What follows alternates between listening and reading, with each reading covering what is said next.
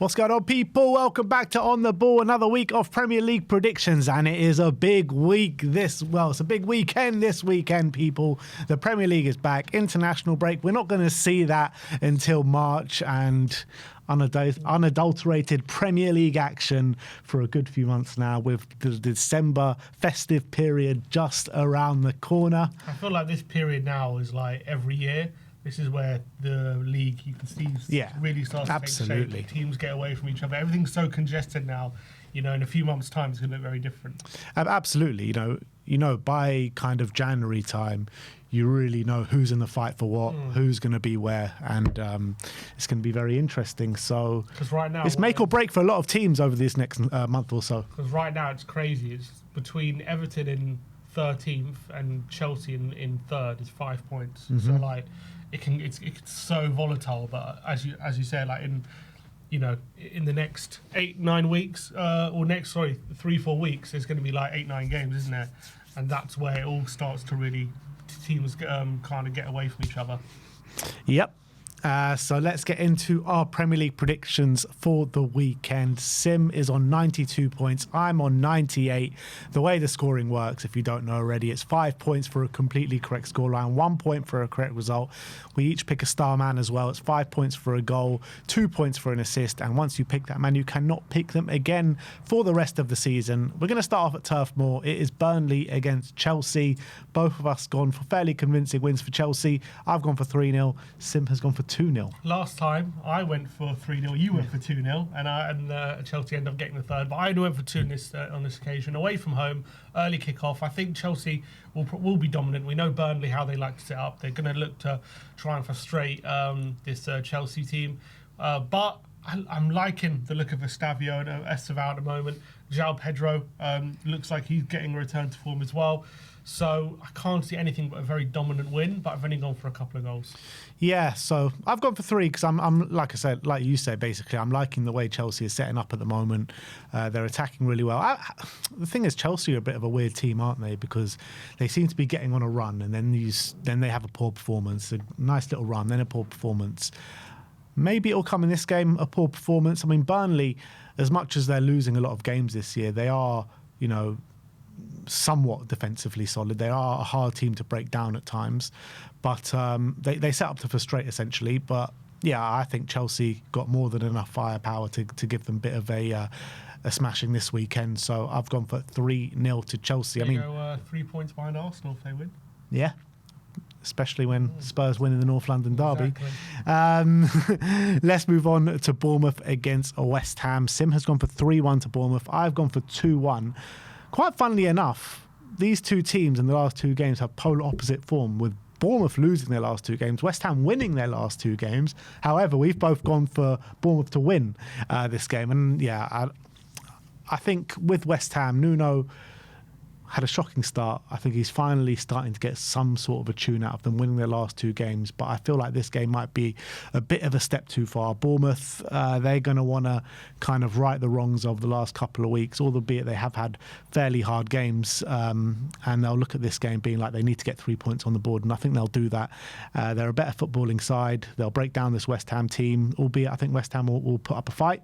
But I don't think it'll be enough.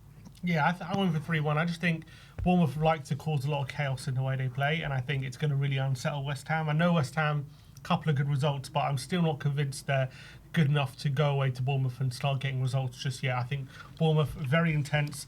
They got threats all over the pitch, and I think West Ham are going to struggle to really contain it with how Bournemouth like to play. So I went for 3-1. But yeah, look, Bournemouth, as you say, 4-0 against Villa last time out, which was a big surprise. Bit of a reality check for them after the flying start. But look, they're still in ninth, and ninth in this league is only a point off third. So it's not bad. Yeah, the thing is with that as well, I mean, Iraola will be banging into them. I'm not sure how many of their players play for their international countries. I don't think many. So Semenyo left early to get engaged. Oh, did he? Yeah. Is that why he wasn't playing against Korea? Because he was getting engaged? He was injured, and then he came out, and then he released images on social media getting him popping the question. I see. So he missed Ghana. He didn't play against Korea because he was again. Fair enough. But look, I think Iraola, we banging it into them that the recent results, particularly that performance against Aston Villa, was not good enough, and I think you're going to see a bit of a response this weekend against Bournemouth. They've had 2 weeks to mull over it, and I think West Ham are going to feel the wrath of it. I also feel like that's just going to happen with Bournemouth with the way they play. It'll happen. Like, I think obviously he's not going to be happy with it, but I think like he's going to have to accept with the way they play. They're very chaotic, and they like to go 100 miles an hour. And sometimes you're just going to be caught out, and that's what happens. Yeah, it's true. I mean, the first half was nowhere near good enough for Bournemouth, but I think second half they actually probably were the better footballing side. I think Villa just kind of hit them on the break, didn't they? Next up is Brighton against Brentford. This is a really interesting matchup. Both teams have, been fairly impressive this season. Brighton at home have been very impressive. Away from home, not so much. Brentford have proved all the doubters wrong pretty much all season with the way they've been playing. I've gone for 2-1 to Brighton. Sim's gone for 2-2. Yeah, I went for a draw. Brentford have a decent record against Brighton, I think, in recent fixtures. So I think the way they play counteracts quite well with the way Brighton play. They're like counter-attacking kind of style. Brentford obviously surprised a few people in how well they've coped with all the changes they've had this season. I think the way they've get Thiago, Sade in behind teams. Utara really impressive as well. Henderson's been great. Brighton, though, Welbeck's in good form. They're obviously having a pretty decent season as well. At home, they're a tough nut to crack, haven't lost at home. So I've just gone for a share of the spoils here, 2-2. Yeah, if you look at the way these two teams set up, you would think it's probably all set up for the way Brentford play to really hurt this Brighton side, to be honest, on the transition. Really dangerous players there. But I just look at that Brighton home team and I think Hertz is a clever manager, and I don't think he'll let that happen. I think he'll find a way to win the game, as he has done, I think, all but 2 times this season, or all but once this season. I'm not sure, but they're very good team at home. So I've gone for a very tight game. I think chances at both ends. I've just gone for Brighton to sneak it. So I've gone for 2-1. Liverpool against Forest, another interesting matchup. Sim's gone for 3-1 to Liverpool. I've gone for 2-0. And yeah, they just need to start picking up results. I know, they just need to start picking up results. I was just watching DR Sports, and AGT was they were predicting the North London derby results, and he was like, "Oh yeah, we need Spurs to win, so we can because we need to be in the title race." And I was like, "You're so far away from the title race right now. It's unbelievable. Liverpool can't be thinking about no title race. They just need to think. They need to be focused on just getting 3 points on the board. You know what I mean? Like, but I think it will happen this weekend. Nottingham Forest under Sean Dyche, have turned it around a bit in terms of results, but I just can't see them going to Anfield and getting anything. And whatever you want to say about Liverpool's results and Liverpool's form at Anfield, they have been fairly strong apart from 1 or 2 games. So I've gone 2-0. Yeah, we know that it is all set up for Dyche to shithouse this game and to try and frustrate Liverpool. And we've seen, Man United go to Anfield and get a result, but I can't see Forest holding out here. I know they've been a bit better. They got a couple of results under Sean Dyche. They beat Leeds, essentially. Nearly got a result against Man United as well. But I don't see Forest going there and being good enough to get a result. I think Liverpool will overwhelm them. They have too much attacking talent. But then again, you could have said that about a number of games that they didn't win in. They are definitely floundering. We know that Liverpool, they're not a cohesive unit at the moment. But I think in this specific game, I think Forest are going to sit back. I think Liverpool will pick them off. I really do. Wolves against Crystal Palace, which I just completely forgot. It's Rob Edwards' first game, isn't it, in charge? It is. He did sign there, didn't he? Or was it? Yeah. It's Rob Edwards' first game in charge. So against Crystal Palace, a very hard first game to have. Good decision from him to jump ship at Borough? I don't think so. I think it's a terrible decision from him, to be honest, because I think he's got ties to Wolves. I think he might have played there or something. But double salary, closer to home apparently. Yeah, I mean, from that aspect, then fine. Like, if that's what you want to go for, but I feel like Wolves are a team on the down and Middlesbrough are a team on the up, and by next season, he could be managing back in the Championship and Middlesbrough could be in the Premier League. So the way he was managing Middlesbrough was really good, and he got a tune out of them. They were doing well, and he could have got them promoted. So I think from a footballing standpoint, I think it's a poor decision. It's always a big risky decision to take over a club who are as far away from safety as Wolves are right now. And it is early days, though. It's early, no, yeah, but still, they are 8 points away. That's a big climb. Yeah, of course. Like, it'll be a pretty great escape if they stay up from this point. So you've seen it before. I remember, managers last season. I think Rich took over at Southampton, midway through the season. It's happened a few clubs, and even though it's not necessarily your fault that the club goes down, that you still get tarnished with it, because you're the one who did it. So it's a big risk from him. But I also get the feeling even if they do go down, they might stick with him and allow him to take them back up. So if they're going to do that, then maybe it's a decent decision to go. Yeah, I just feel like he had such a good thing going on at Middlesbrough. And he only joined in the summer, didn't he? Exactly. He only joined in the summer, doing really well, pushing for those automatic spots in this early stage. I just thought it was a bit of a poor decision from him. If you're a Borough fan, it must be very... you've got to be frustrated. But if they get another manager in and he keeps going on the same trajectory, they're not really going to care, are they? But look, we've both gone for Palace wins here. Sim's gone for 1-0. I've gone for 2-0. It's a strange one because it's hard to really assess Wolves because they've been shocking all season, but it's a new manager, new way of playing. How quickly are they going to take to it? Is there going to be a new manager bounce? I mean, it's all kind of going into the unknown here. But judging on Palace and the way they've been playing all season, very hard team to beat. I just can't see anything but a Palace win. So I've gone for Palace to win, and I've gone for 2-0. I think just Palace, they've got such strong players, particularly in the forward line and in the back line. I don't know if Mark Guehi's fit again or not, but even if he's not, I think they've got more than enough talent to beat this Wolves team. Mateta's having a storming season. Sarr's having a storming season. I love Kamada as well. He's really come on leaps and bounds, I think, since joining them as well. So, Wharton, so many good players there. Yeah, I went for 1-0. As you say, it's hard to know what kind of Wolves we're going to be seeing now under Rob Edwards, because Luton weren't exactly a pragmatic side, were they, when he was manager of them? Yeah, they kind of were and they weren't, were they? Yeah, they went. I think they went for it a lot of games. They weren't scared to attack teams. And I feel like in the first half of the season it was like that, but then second half when they're really up against it, they kind of sat back a lot, didn't they? Yeah, maybe they were forced to. Yeah, because they just weren't good enough.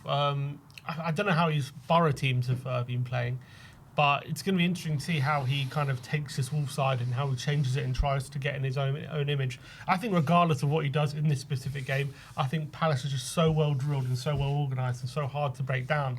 I just think I can't see Wolves scoring in this game. I think Palace are going to be too tough an opponent, and I don't see them keeping a clean sheet either. I think Palace are too good at the moment for this Wolves side. So I've gone for 1-0, but because it's his first game, it's a home debut as well for him. I expect a better performance from Wolves, and it's going to be a tough game, but I think Palace will be too good. All right. Fulham against Sunderland. Both of us gone for draws here. Fulham have been really disappointing this season. However, at home, they have been keeping up their standards and have been keeping up the results. Sunderland have been so good this season, man. You've got to give them so much credit. You've got to give the manager, the playing staff, everyone involved in building this Sunderland squad. Got to, have so much credit in the bank right now. And I'm loving watching them play. They got a real credible draw against Arsenal just before the international break. The first team to score, never mind one, but two against Arsenal in such a long period of time.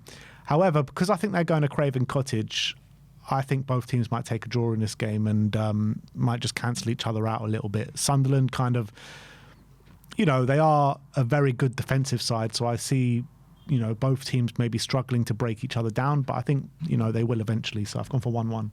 Yeah, I went for 0-0. I think both teams, in this scenario are going to be quite tight defensively. I think Fulham are always tough to play at Craven Cottage, always difficult not to crack. I think Sunderland have got good away form, but they've only scored 3 goals away. So they're not exactly free-flowing and not exactly scoring a lot of goals, but defensively, as you say, they've really shown a resoluteness, which we rarely see from promoted teams. So fair play to them. But Fulham as well, always resolute at home, not easy to break down. So I think, I just went for 0-0. I just felt it. I felt a 0-0 in this one. Have you ever seen a better transfer window from a promoted side than Sunderland?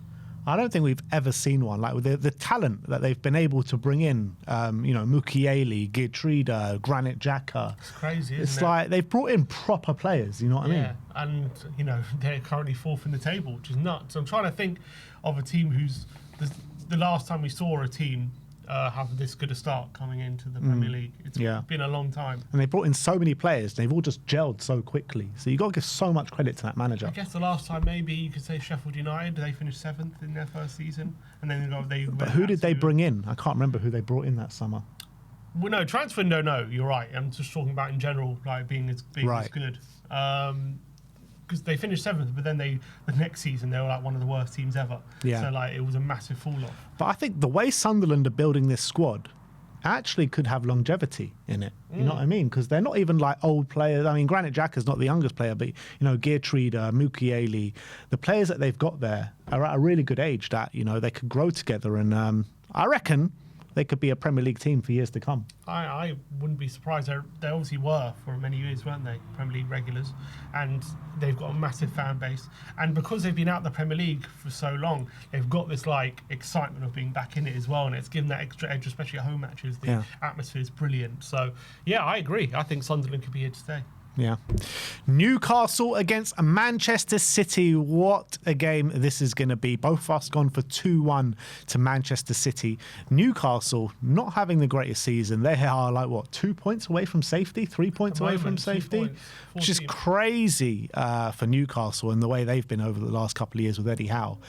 However, at home, they've been very good this season. Only lost one game, which was to Arsenal. Well, it says that they're 14th in the home table. Have they drawn a lot? Because I think they've only lost one game, right? Lost 2. Oh, they've lost 2. Who was the other game they lost to? The other game was to... Can't see. I swear they've only lost 1 at home. It said 1-3, lost 2.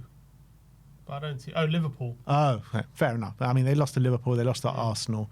They've lost to the big boys in the league this season. And I do feel another one's coming. Look, I think that Man City, they do have a bad performance in them, let's be real. But I think like they are starting to get to grips, maybe not to the levels that we've seen over the past couple of years, but gradually getting better and better. And I feel...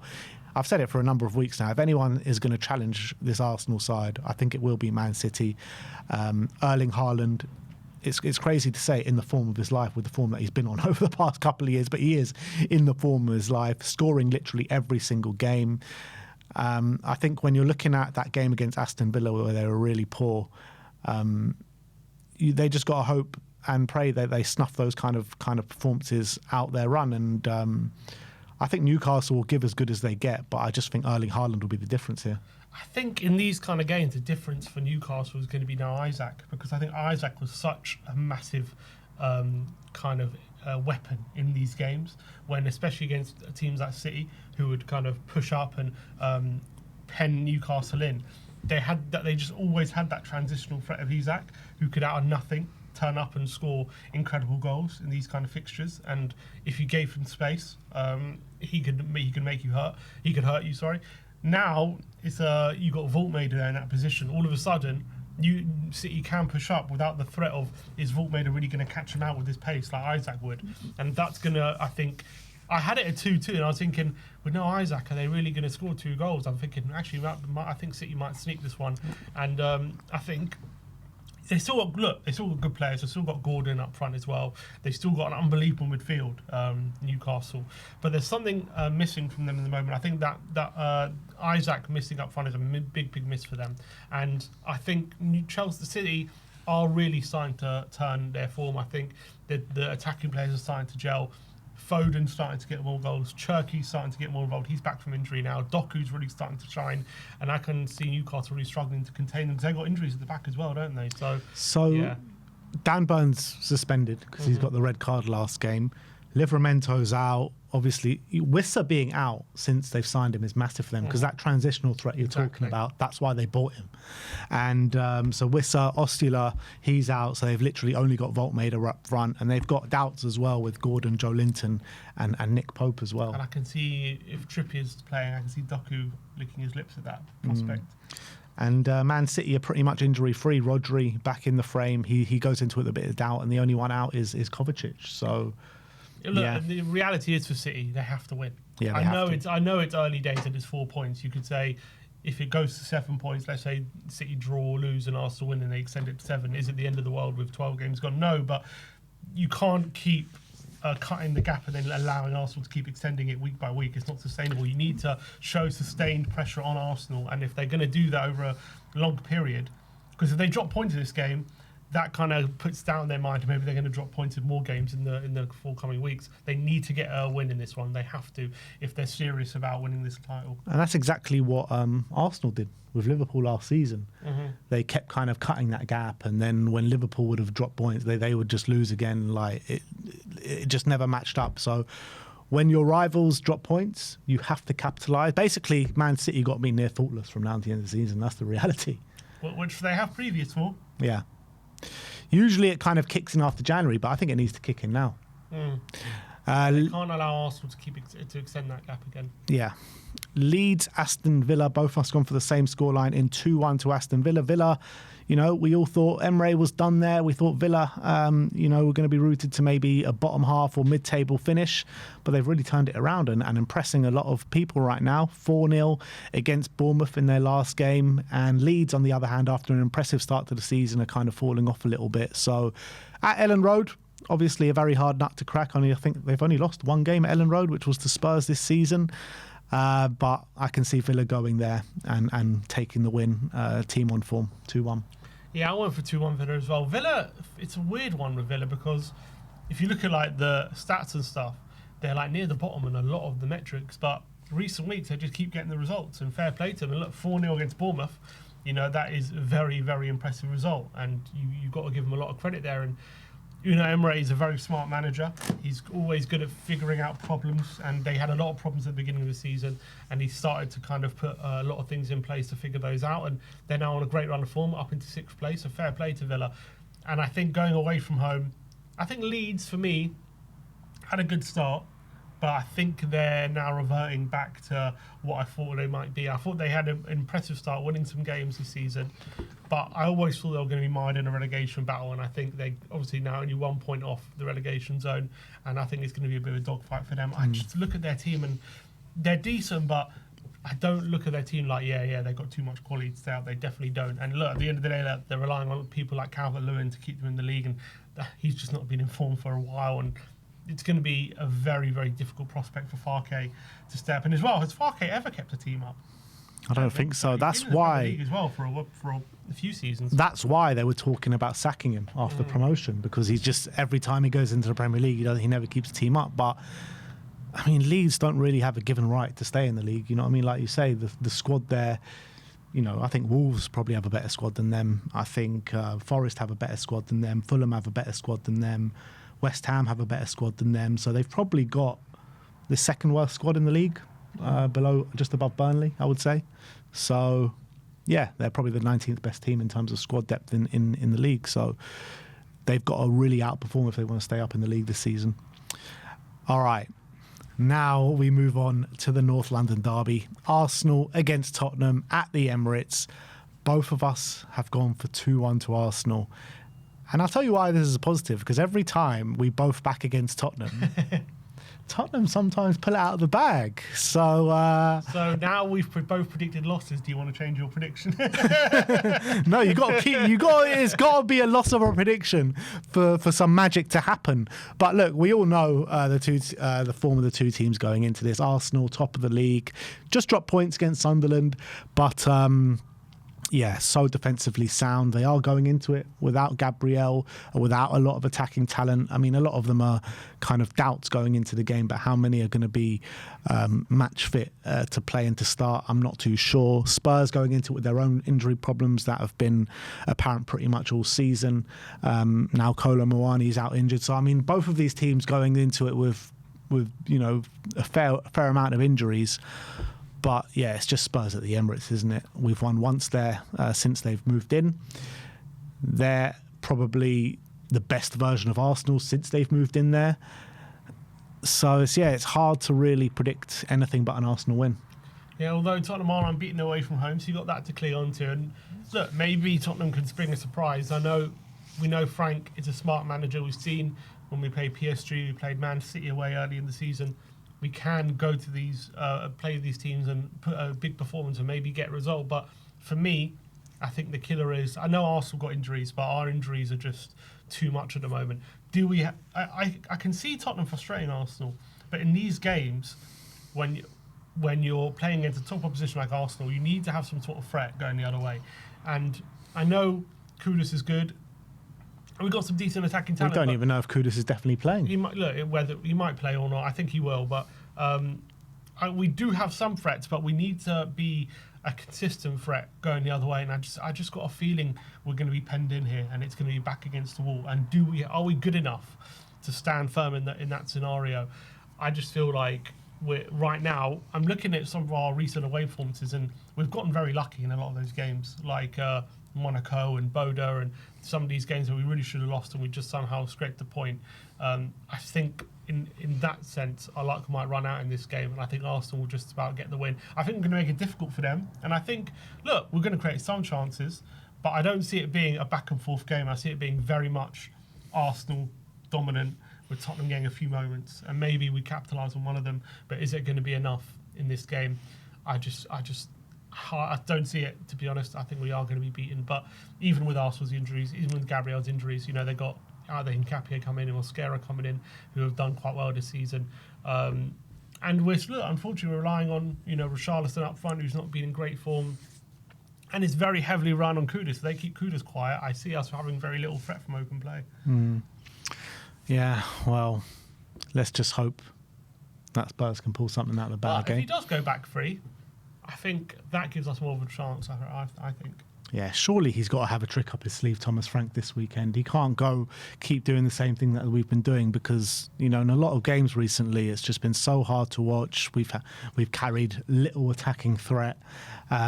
So I just got to, I think Thomas Frank will have something up his sleeve this weekend. Because if Gyökeres is out and we do go back three, you have to think, like, that's going to be very difficult. If they play Moreno up front, and we have got aerial threats like Danso and Romero in the box, you have to feel that's going to be very difficult for Arsenal to break down.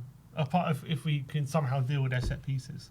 That's going to be difficult for them to deal with. Because that's the thing, though. Like, a lot of teams playing against Arsenal have set up in a way where it's really hard for Arsenal to break them down. And Arsenal have asked a lot of questions but not been able to break teams down. And it's always been that set piece that's broken the deadlock, and then they go on and seal the game after that when the other team has to push up a little bit. But no Gabriel from set pieces. That's the thing. Like, Gabriel is their biggest set piece threat, but let's not kid ourselves. They've got other set piece threats as well. Mm-hmm. It's not just Gabriel. Like, they've got a team full of big, strong, physical men. You know what I mean? Sometimes you add in Danso in there, you put in the centre back, and all of a sudden you can match them up potentially. Yeah, I hope so. I mean, essentially it sounds good, but I'm just worried about their set piece threat with or without Gabriel, because they just got such good plans for set pieces and they just physically dominate anyone. Even if we have Danso at the back there, one player could make a bit of a difference, but is it going to make us impenetrable from set pieces? I don't think so. That's the problem. And we've seen we've conceded a few set pieces recently, and it's not been good enough the way we're picking up men in the box and marking from set pieces. Like that goal that we conceded at the end from Manchester United was so sloppy and stupid, man. Against 10 men. Yeah. Ridiculous. No, I just think I agree. I think for me, I'm actually more worried about us being penned in by Arsenal and being able to hold that pressure. I feel like if we've got no way of getting out and we're just constantly under pressure the whole game, we're going to fold. I don't see us being able to withstand that pressure. Well, not very confident Spurs fans here, but I'm sure Thomas Frank will have a plan for us, so let's hope and pray. Next up is Manchester United, Everton, Monday Night Football at Old Trafford. Both of us gone for 2-1 to Manchester United. Man U definitely turned a corner under Amorim, albeit not such a great display at Spurs last time out, but they got a draw last minute, kind of snatch and grab kind of job for them after Spurs took the lead late on. Everton, on the other hand, I mean, if this was at Everton, I probably would have gone for a draw, but Everton have been really poor away from home. Can't seem to buy a win. And I think Man United will take the points. Yeah, and I think United obviously in the midst of an unbeaten run at the moment, and they're looking a lot more confident. They're starting to score a lot more goals, and they're looking more creative. And I think at home, against an Everton side who we know how they're going to set up, they're going to be pragmatic. We know how David Moyes likes to approach his games. I think for me, he gives way too much respect to the opposition. I think he will again in this one. And I think United will hit them early. I reckon United go 2-0 up first half.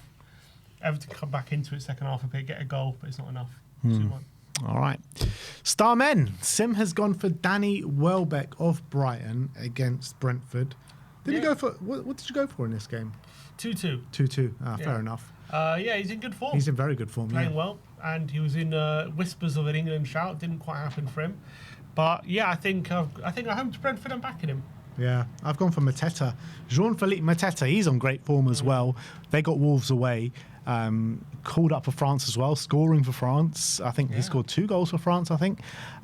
So, I mean, this guy his confidence must be at an all-time high with the way he's playing for club and country. So, if Palace are going to score, you probably bet that he's going to have something to do with it, albeit the last time I said that was about Jarrod Bowen and West Ham, and they scored 3 goals and he had nothing to do with any of them.